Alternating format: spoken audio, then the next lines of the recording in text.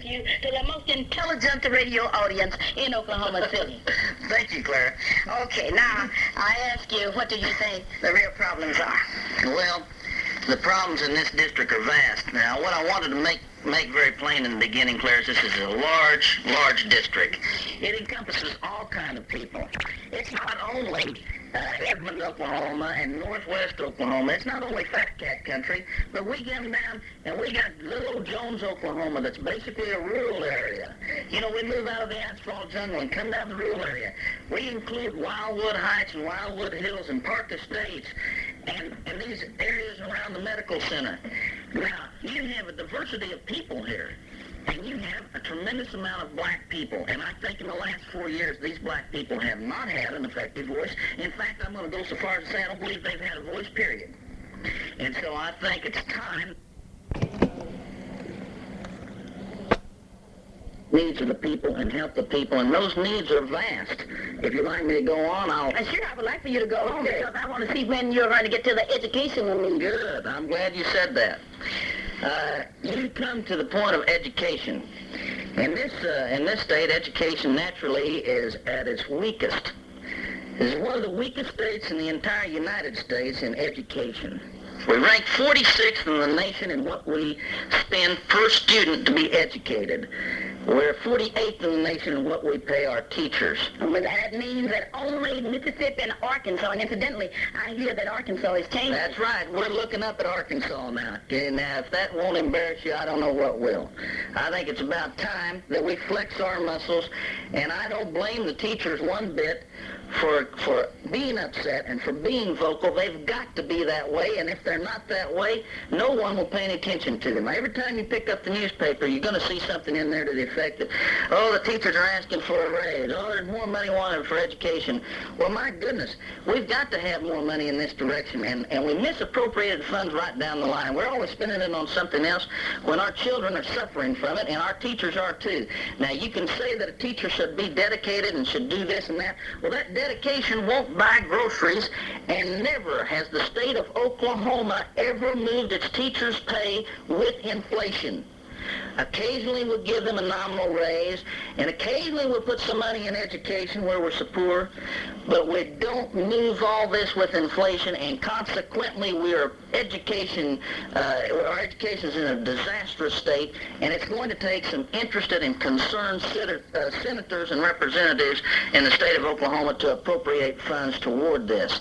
Now, I'll tell you, you mentioned earlier the vote of the teachers, the AFT versus the ACT, which one will be the bargaining agent? I don't want to get involved in that, but I want to tell you this, that both sides are after improvement of education. And so for heaven's sakes, if you're a teacher out there listening, cast your ballot.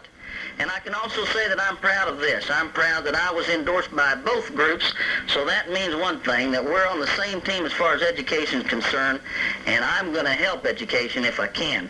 Now, on down... Okay, before you leave education, I heard a lot of talk from other senators concerning education, but according to what I've read and what I've heard last year, the senators voted themselves a $3,000 raise and the teachers a $800 raise. Now, I'm not against the senators getting a raise and the representatives. I think that should be done.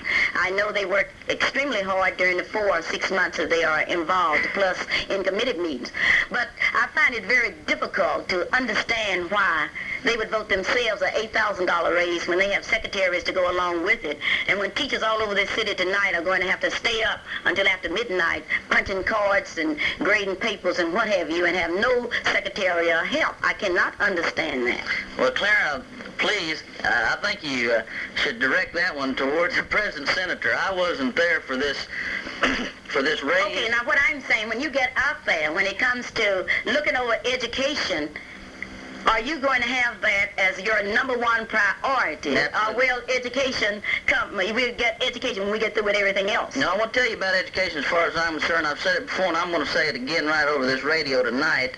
And I hope I have a big audience because I want you to hear. You do have a big audience. Anytime you get in on the Clara. This education question is priority as far as I'm concerned. And if there's a bill that's introduced next year in the state Senate of Oklahoma, and I'm a member of that state Senate, if it's a bill that will improve education in any way, my name will be on that bill as the author, as the co-author, or I'll be supporting that measure. And that is my dedication to education in general.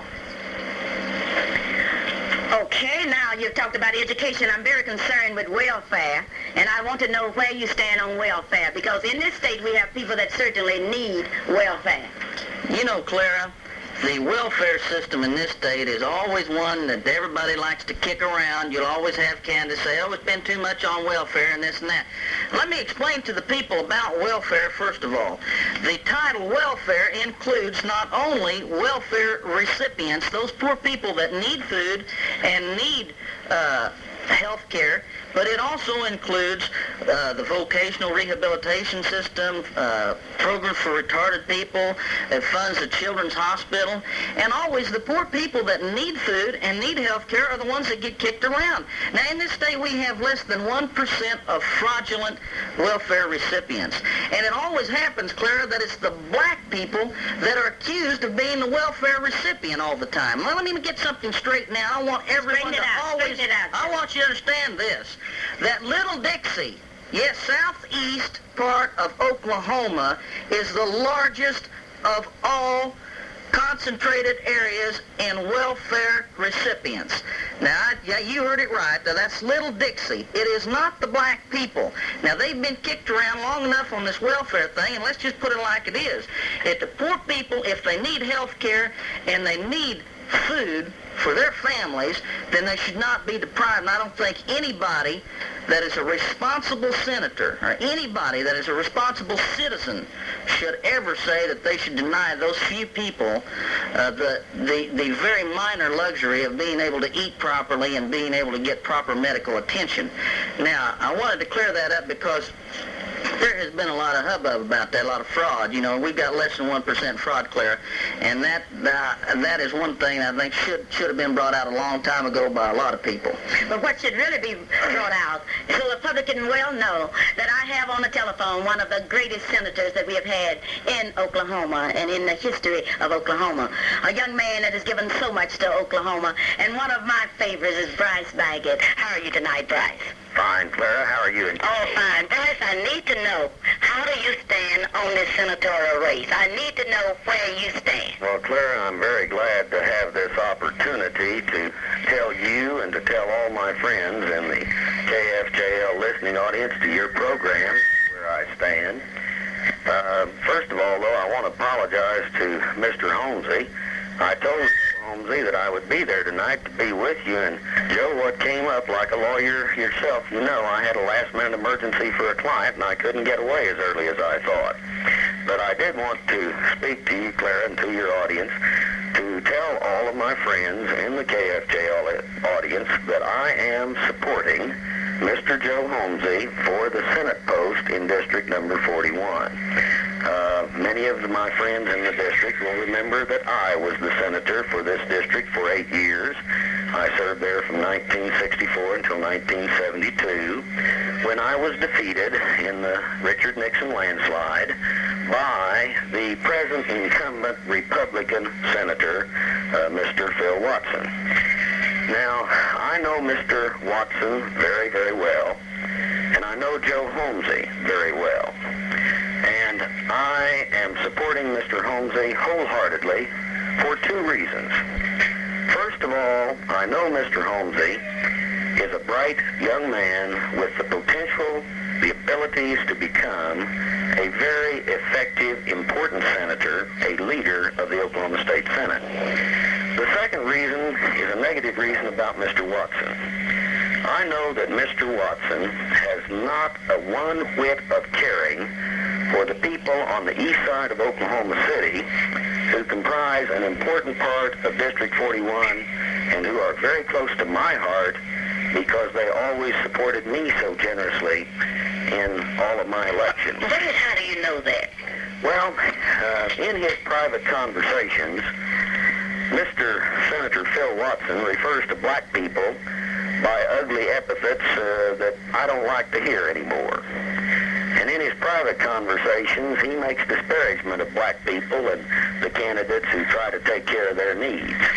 Well, he's a minister now, Bryce. He's a minister. Well, yes, but, you know, you can judge a man by his action and his conduct. He was a minister of the church for 5 years, and you might inquire as to how many black families he invited to membership in that church during his 5 years. Now, I do think that it's terribly important, and I feel so strongly about this, Clara, that the residents of this District 41 take a good, close look at these two candidates. Mr. Phil Watson, the incumbent Republican senator, has about a year ago accepted the chairmanship for Oklahoma of the Committee to Elect a Conservative Congress. I don't know what that is, Well, let me tell you, it's one of these ultra-right-wing societies that's so doggone far conservative ultra-right-wing that they make the John Birch Society look like a liberal organization. Oh, And if Bryce, anybody- wait a minute, Bryce, wait a minute. And if anybody on the east side of Oklahoma City thinks that that kind of organization has their interests at heart, they need to take another look at it. Bryce, wait. Now, would you repeat that? Because I have a lot of friends on Radio Land that need to know what the Committee for Conservative Congress is. This is a committee which is committed to the election to Congress of ultra-conservative candidates. This is the committee that would be supporting those candidates to be elected to Congress who would be in favor of the ultra-conservative position, particularly on social and fiscal issues. These are usually anti-labor, anti-welfare spending, and in favor of lower and reduced taxes and opposed to social type of programs. Now, I feel most strongly that Mr. Holmesy is a good young man. He comes from a good family, as one of your earlier callers noted. He has prepared himself by the training in the law to do the job out there. And, you know, the job in the state Senate is to write laws. In order to be qualified to write laws, one should know something about the making of law and the kind of training you get in a law school. From talking with him in private conversations as well as public appearances, I know that Mr. Holmesy is sincerely motivated, and I am convinced that he will have the time and will give the effort to be an effective and capable senator. Now, facetiously, and I'd have to remind some of my friends, he wasn't my first choice. No, you know, you were... You remember that Mr. Holmesy defeated me for this office, for the Democratic nomination for this office, in the September 21st runoff election. And so, you know, I've got to have some pretty strong belief in him for me to turn around and support the man who defeated me. But I am a Democrat, and having asked for the nomination of the Democratic Party, I'm not the kind of fella who turns around and then betrays my party after asking for its nomination. But beyond that, Mr. Watson the other day before yesterday in fact, made a statement to someone which I'd like to publicly repudiate just in case he dares to make it again publicly. He asked the question, wondered how much Joe Holmesy was paying for Bryce Baggett's endorsement. I think that most of my friends in your audience, Clara, know me well enough to know that no man in the world has enough money to buy my endorsement. And Mr. Watson... Just a minute, how about a woman? No woman either, Clara. Okay. Sorry about that. Okay. And I feel most resentful that Mr. Watson would make such a statement, but it tells the kind of man Mr. Watson is. You know, Will Rogers one time said the penalty of being a dishonest man is not that no one will trust you, but that you can't trust anybody else. Now, if Mr. Watson's heart is such that he can't possibly understand why I would support Joe Holmesy instead of him, except for some malevolent, sinister purpose, that tells you more about Mr. Watson than it does Bryce Baggett. What I'm saying, in summation, is that I know both of these men very well. I know both Mr. Holmesy and Mr. Watson far better than any of the voters of this district will probably have an opportunity to know them. I have campaigned against both men. In the course of those campaigns, I have seen them under stress and under pressure, and I know how they performed and reacted. And in my opinion, Mr. Holmesy has acquitted himself to be a gentleman of substantial abilities who will use those abilities, in my opinion, to become a very good senator for the people of this district. And because I care about the people of this district very deeply, because they have been so good to me, these people have, in the past when they allowed me the privilege of serving them, I want to be sure that they're given a good senator in this election. And for that reason, I recommend most strongly that they vote for Joe Holmesy. I have just one more question for you.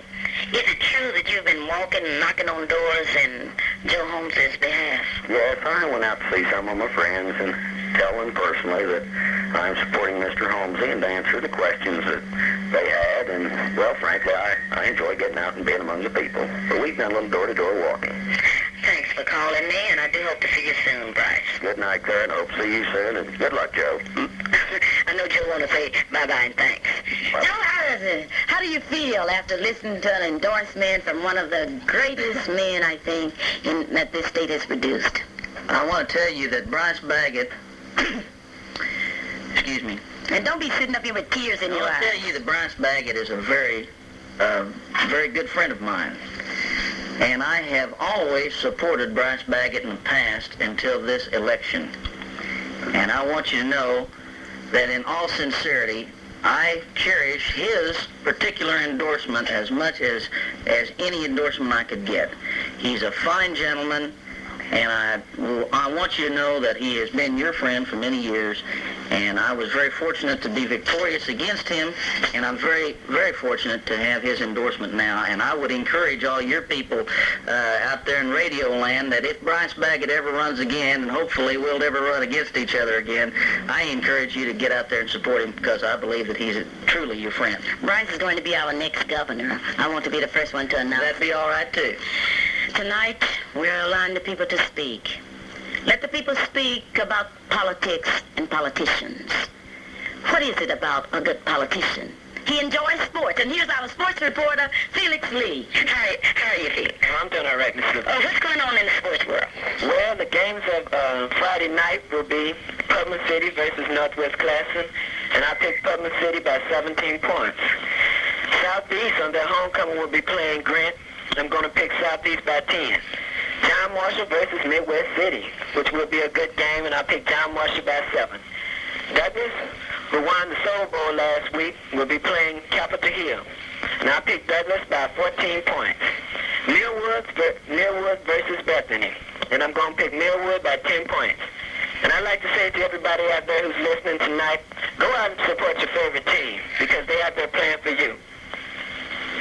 And that's it, Miss Luper. That's it. Well, I'll see you on Saturday at 4:30 on that big Clara Luper show. Yes, ma'am. Thank you for calling. Thank you. Those of you out in radio land, tonight we're going to let you speak about your favorite candidates. Let the people speak. Call us at 478-2100.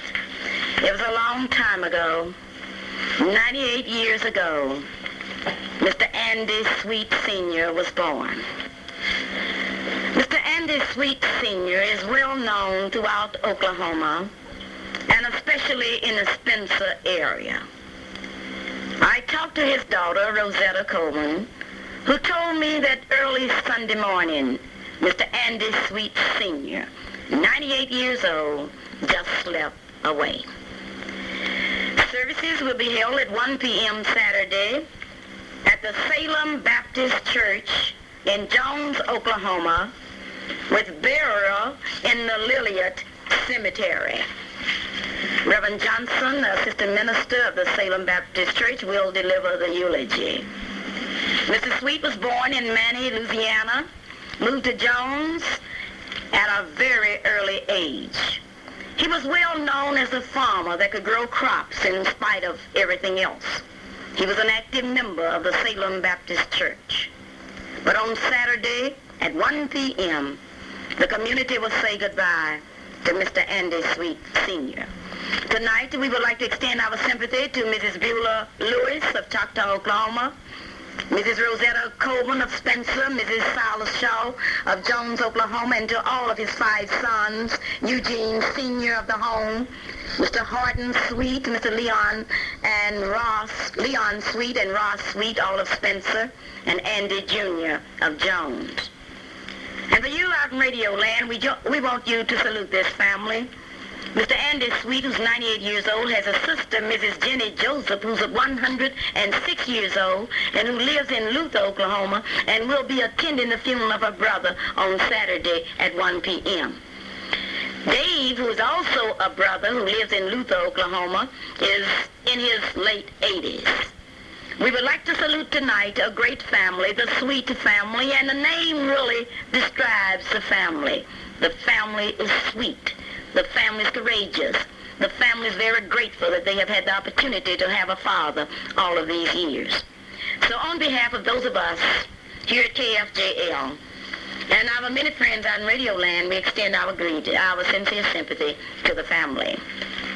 Now, those of you that have forgotten, Saturday is homecoming at Langston. The big parade starts at 10 o'clock, but that big game will take place at 2 p.m. Dr. Tom English has extended a special invitation for all of you to be present at that big game.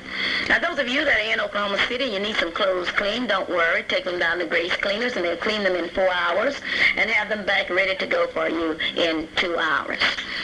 I would like now to ask those of you out in Radio Land to remember that big march, November the 2nd, to the polls.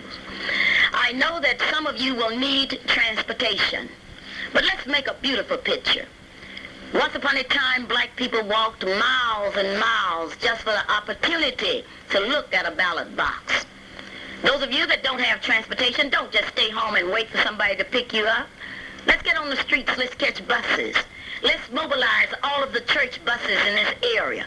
Let's not wait until some candidate come along and take us to the poll. Let's rush to the polls. Now, I know that many of you won't feel good Wednesday, and if it's raining, I can just hear you telling me that you have aches. It doesn't make any difference how you feel on Tuesday. You've got to go to the polls and vote. Because one vote elected Thomas Jefferson as President of the United States. One vote elected Mayor Norrick as the mayor of Oklahoma City. If that other candidate could have won, we never would have had to have gone through the sit-ins. We've got to think, and to think on Radio Land really mean that we are going to have to get out and go and vote. Now, I know both Mr. Stone, who's been here with me tonight, and Mr. Holmesy have provided some transportation for people that want to go to the poll.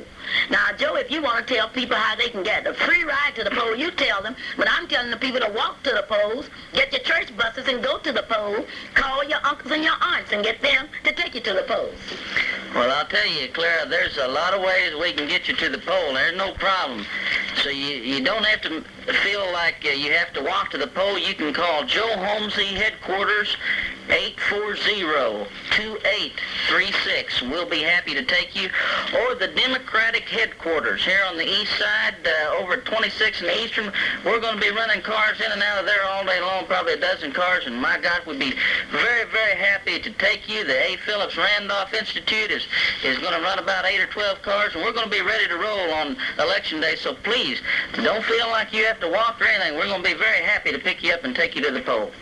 I would like to personally invite all of you white people in Oklahoma City to come to the east side. Go to our restaurants. Visit some of our east side stores. Now, it's not fair for black people to always have to go to the west side. I want to see this thing completely integrated.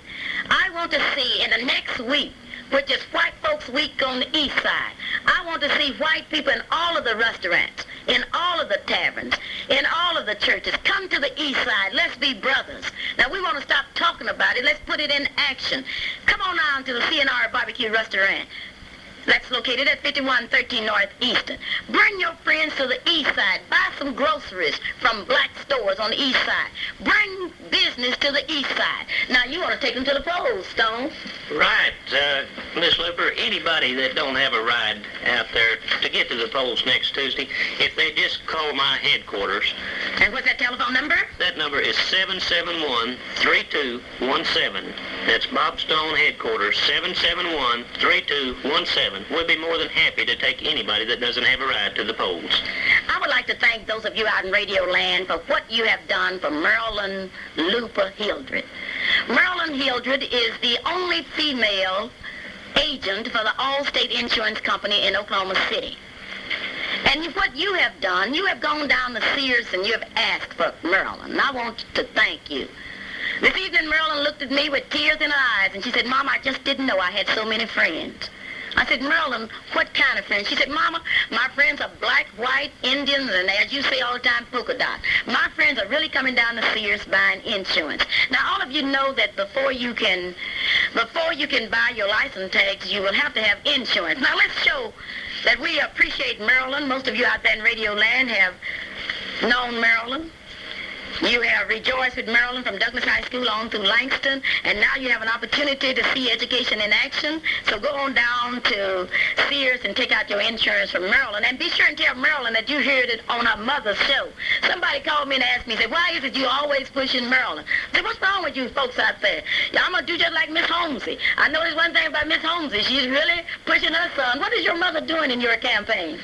Well, I tell you, you met her last night. She was there No, I before. met her before last night. Well, you remember, she was there last night at the forum, and I tell you, that mama of mine, she is one campaigning gal. She works very hard for her baby boy, and she's doing a good job. And I'll tell you what, Mom, I know you're out there listening, and I want you to know that you're one mother in a million, and she's been my campaign manager now all my life, so I can't get a better one. Well, you sure can get a better one, I don't because think your mother, Marilyn can either. one thing about your mother, she has plenty of energy, and I admire that about her. Well, for all of you mothers out in Radio Land, let's get out and vote, and I would like to offer an award, and I'm going to give a trophy to the precinct that votes the largest number of voters. On next Wednesday night, I shall announce the precinct. Now, I'm only talking about in Ward 7 and 2.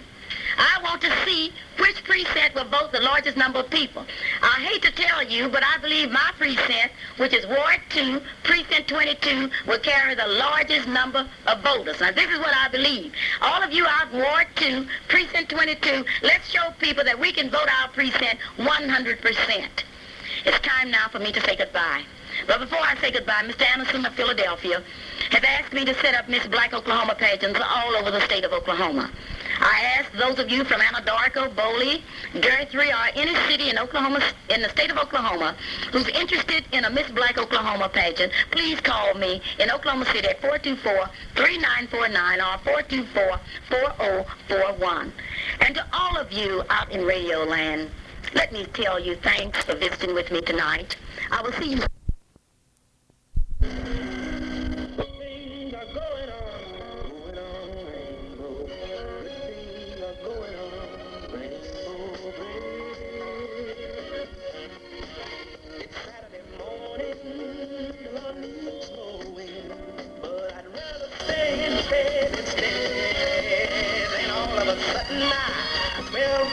Cooking, smell those ham and eggs, ooh, let's toast and bread.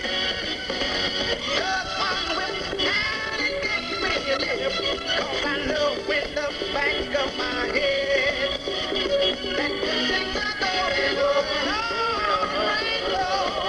Good things are going on the rainbow bed. Rainbow's good as the good things going on, rainbow bed.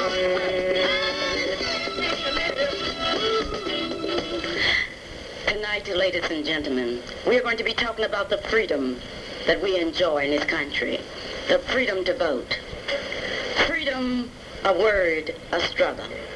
The freedom that we now enjoy is part of the long stream and struggle of history.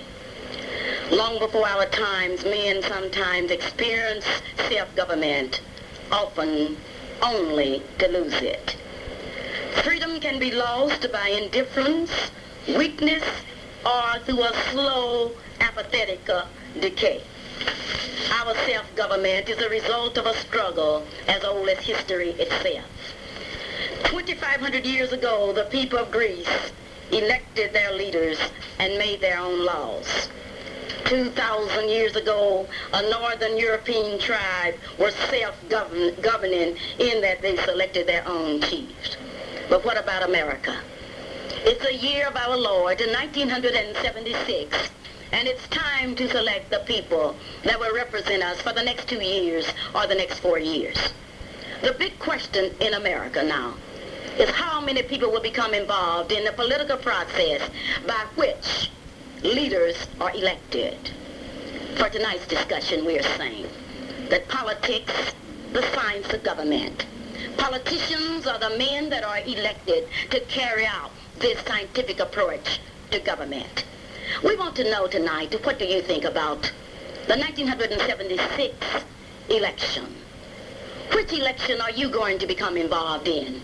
And if I could sing tonight, I would sing you a song. I would say, oh, when the voters go marching in, oh, Lord, I want to be in that number when the voters go marching in. Or when they go to elect the President of the United States, I want to be in that number when they elect the President of the United States of America. And then I would come in with my alto voice and I would say, oh, when the voters of District number 5 go marching in, Lord, I want to be in that number when the voters of District number 55, District number 5 go marching in. And then I would sit back and I would relax. And I would sing in a tune like my grandmother used to sing, oh, when the voters go marching in.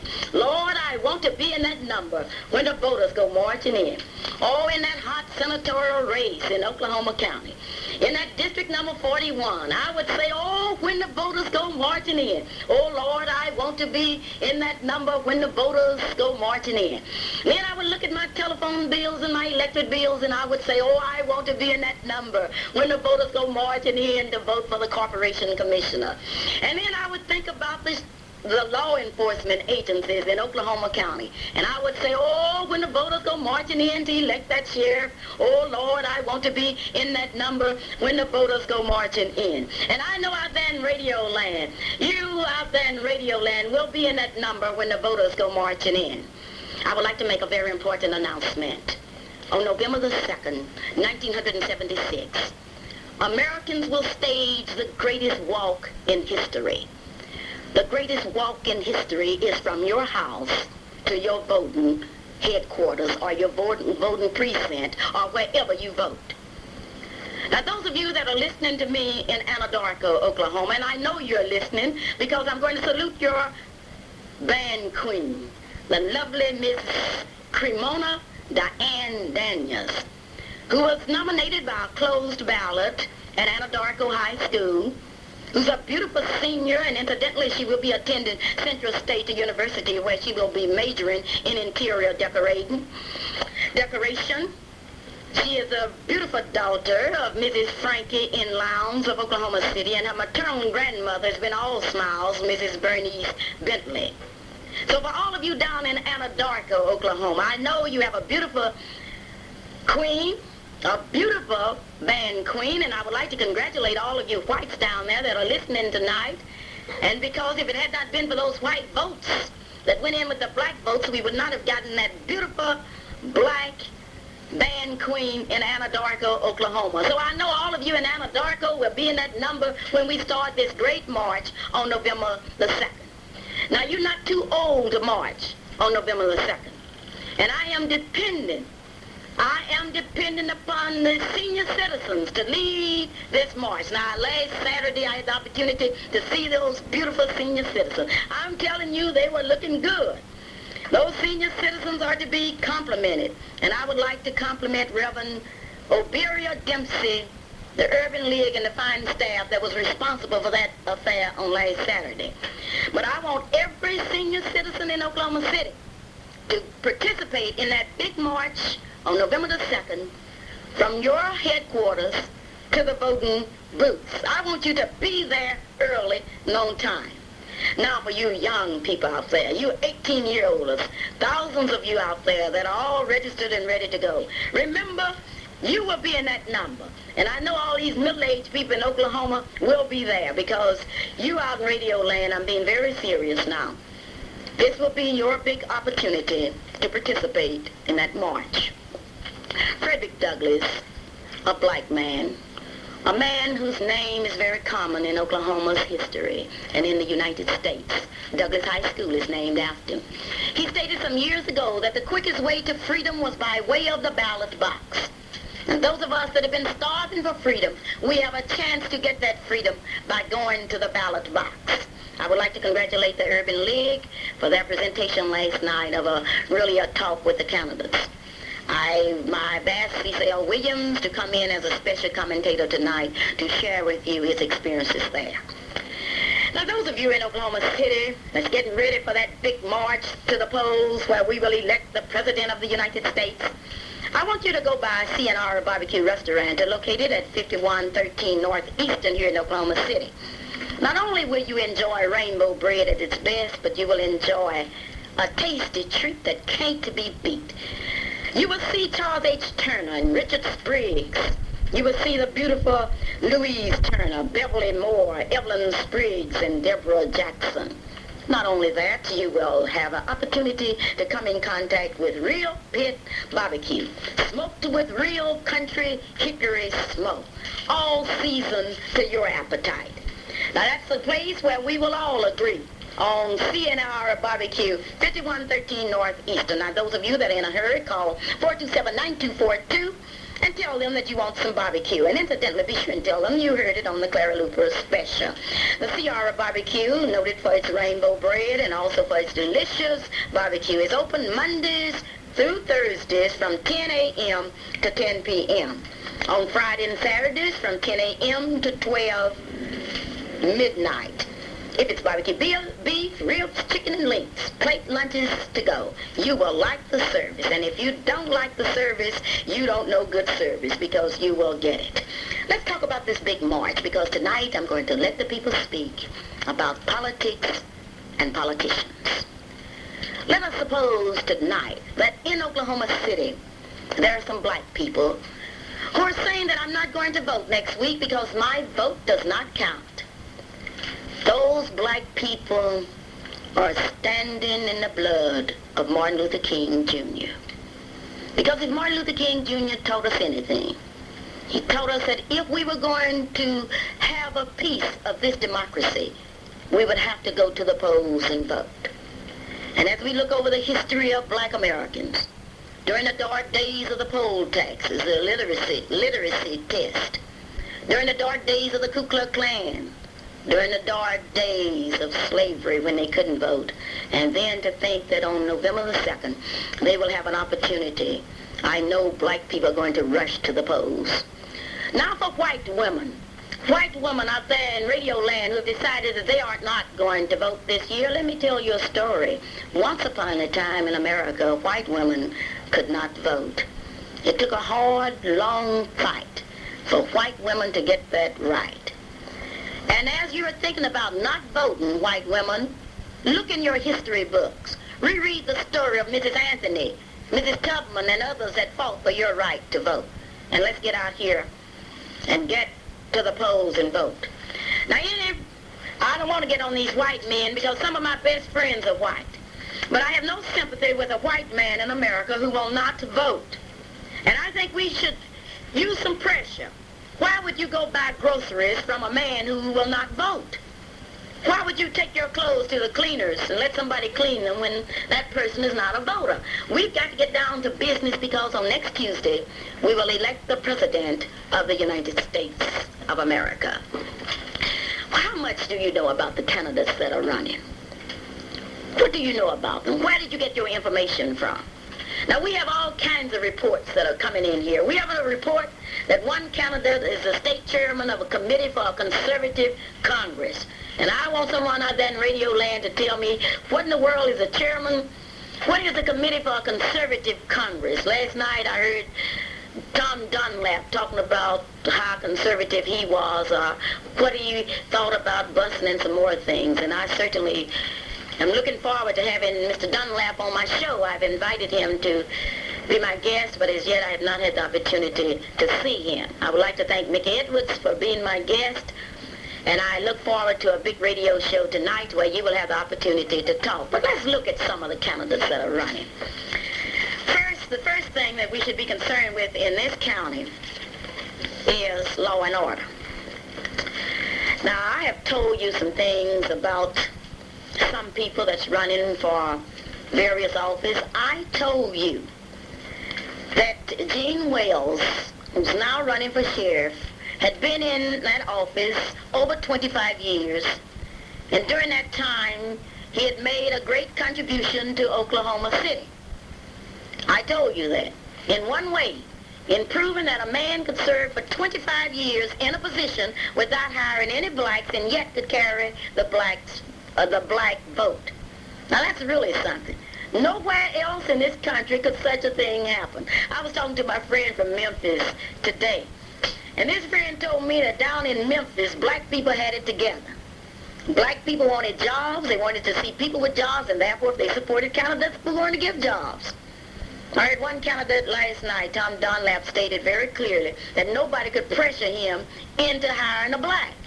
Now this is what Mr. Dunlap said last night at that big Urban League political rally. Nobody can pressure him into hiring a black.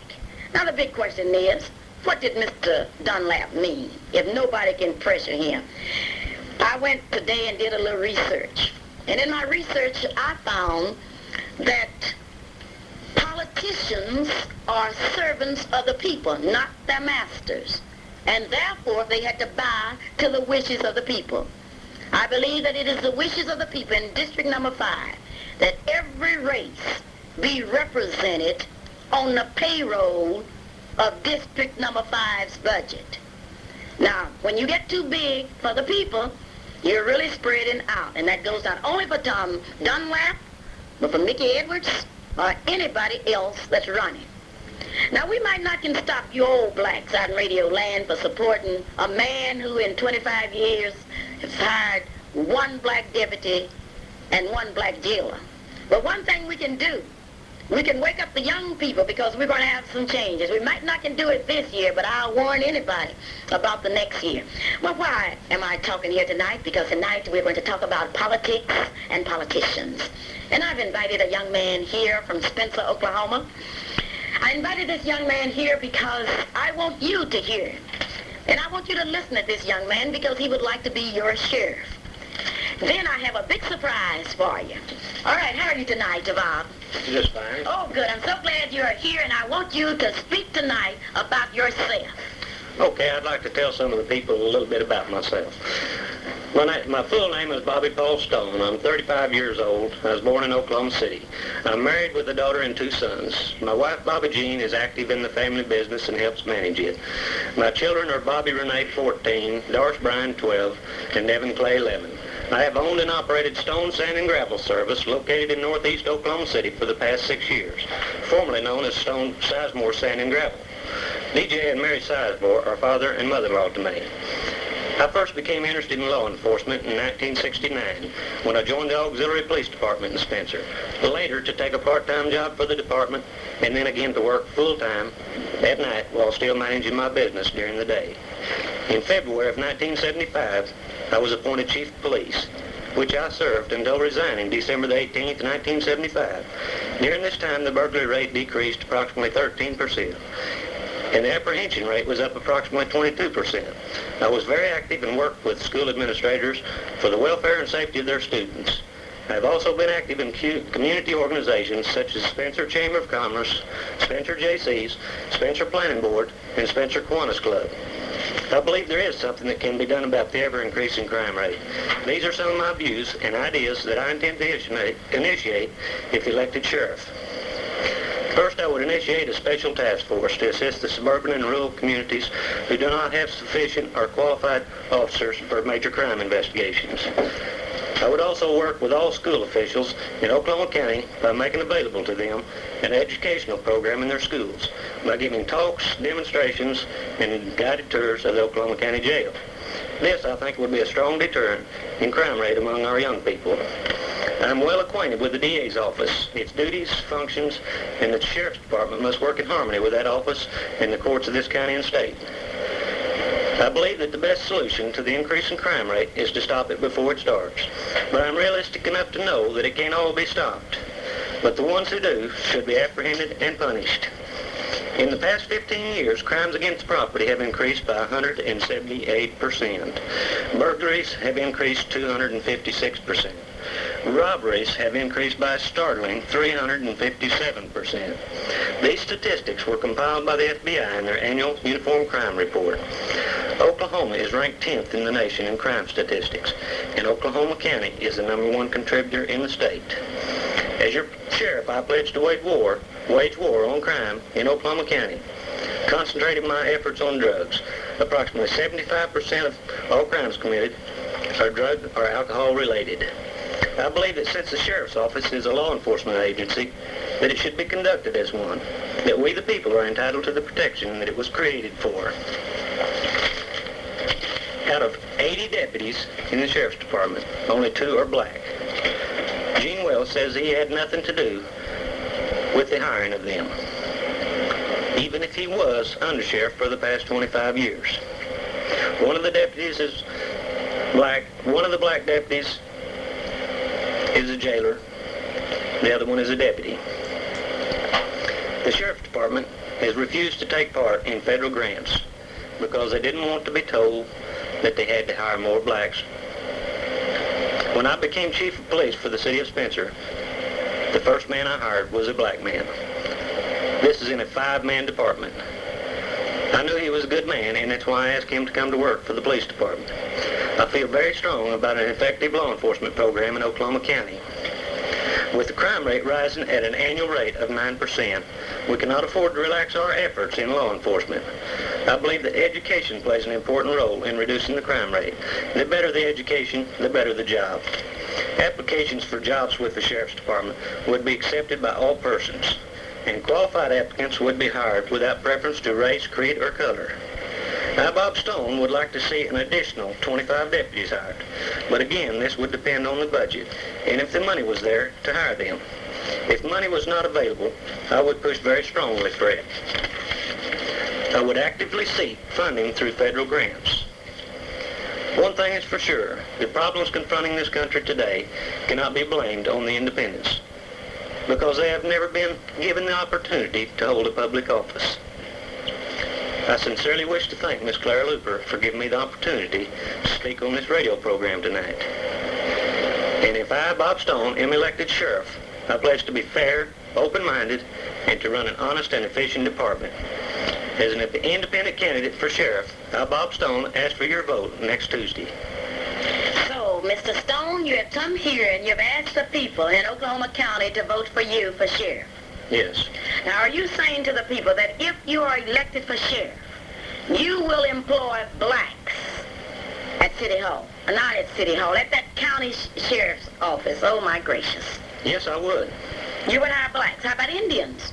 Indians, I said, in no preference to race, creed, or color. But, okay, you say no preference of race, creed, or color, but we don't have the Indian representation. We don't have the Mexican representation. We sure don't have the black representation. We have down at the jail, and we have in the county what is known as white power. And I want someone to call me out in Radio Land because I really need some information. I wonder, some of you that have been in the county jail recently, is the county jail still segregated? I want an answer for that. Call me at 478-2100 and let me know if Oklahoma County still has a segregated jail. Now, you are asking the people out there in Radio Land to vote for you. Yes, I am. You think you can do a better job than Mr. Wales? Yes, I do.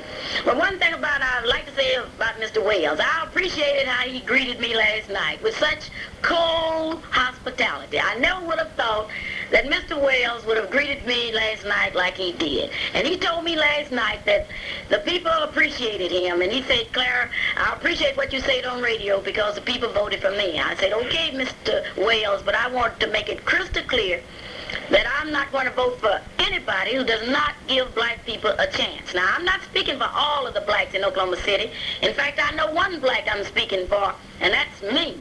I don't know what you feel like that. Maybe some of you so black and proud that you have to vote for anybody just so you can get a dime. Well, it's not that way here. Mr. Stone, you are from Spencer, Oklahoma. That's correct. What kind of police protection do you have in that area, in the county?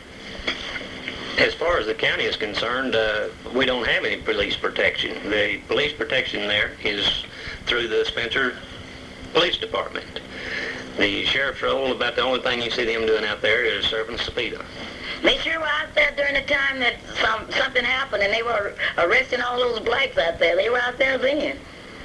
Well, maybe I shouldn't say that, because tonight I'm going to let the people speak. And I want the people to speak about this sheriff's race in which you have Mr. Stone, you have Mr. Wales. That's really good. Maybe we'll take the whale and put some stones in it and change it. That would be a good thing to do. That sounds good. And your name is again? Bob Stone. Bob, I thank you for visiting with me tonight. Thank you so very kindly. And I want you to stay around because tonight we're going to let the people speak. Now, before you get ready to participate in this huge demonstration for freedom, and I'm talking about real freedom, because you can stay at home if you want to, and you let the welfare program be eliminated. You can stay at home and let all your freedoms go down the drain. But let me tell you what, the After 5 social and charity club's having a big ball on Friday, October the 29th. There will be music by the All-Stars at the new location, 2204 North Kelly. It starts at 9 o'clock p.m. and is not over until 1 a.m. Mr. Bright says that this is going to be something out of sight. Not only that, Mr. Bright has told me that all of the members of the After 5 Social and Charity Club will participate in this huge March for Freedom to the polls on November the 2nd, 1976. And incidentally, you may vote from 7 to 7. And speaking of voting, all you teachers, don't forget that we are now in the midst of a big election, and if you have not voted, tomorrow is the last day to vote to decide who will negotiate for the Oklahoma City school teachers. Will it be ACT or AFT? I've got to be in that number. When the Saints go marching in, I want to be in that number. Oh, my Lord, I want to be in that number. I want to be in that number when they start talking about that senatorial race, and especially District number 41, because that's my district. Let's see now.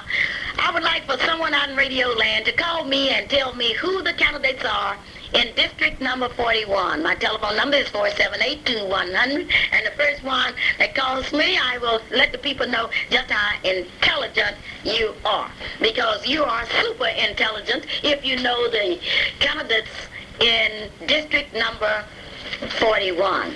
In the meantime, I shall talk to one, and I'm not going to call his name because I want you to call me and tell me the names of the candidates. I'm going to say, how are you, sir? I am very good. How are you, Mrs. Luper? I'm fine. This is my day. This is Wednesday, and this is a big day because you are here. Well, thank you. I want you to know that some of my best friends are senators. Well, I hope that I'm going to be a senator because I'm already one of your friends. Well, that's really good. I have a black senator by the name of E. Melvin Porter. I sure would like to see my black senator. I'm telling you, I haven't seen my black senator in so long. Maybe I'll get to catch him out to the Capitol. They tell me he has a record out there of absenteeism that's unsurpassed in history. And wherever you are tonight, Senator Porter, I know you're absent, but I sure would like to see my senator. Now, you want to be senator. I certainly do. Will you be an absentee senator? Absolutely not. You will be there taking care of business. I will be there with my door open. With your door open? And my ears open. Your ears open? Absolutely. Okay, what about your mouth? Will you be there speaking for the people in District number 41? I think it's about time they got somebody with a big mouth to say something for the people. I think the people need a people's candidate, and I'll be that. You will be the people's candidate? Absolutely. Okay, what is it that the people need in District number 41? As you know, Clara, this district is vast. It's a huge district. It's one of the largest in the state of Oklahoma. Are we still not going to tell them who I am? No, we aren't going to tell them who you are. We're going to just wait and see if someone will call us here at 478-2100 and Well, tell you us. listeners, hang on now, because I don't want you to think that I'm talking for my opponent. Now, we want to see if anyone on Radio Land knows who the senators are in District number 41. Maybe they don't know. And we can tell something about the first call that comes in. Okay. Joe Holmesy. Could I speak to little... Oh, let me see. Who are the candidates? Oh, Holmesy. Mr. Joe Holmesy. Uh-huh. What do you think about Joe Holmesy? Oh, I believe I've just never known a gentleman so fine and so intelligent and so down to earth and the people's man and that wonderful family he's got.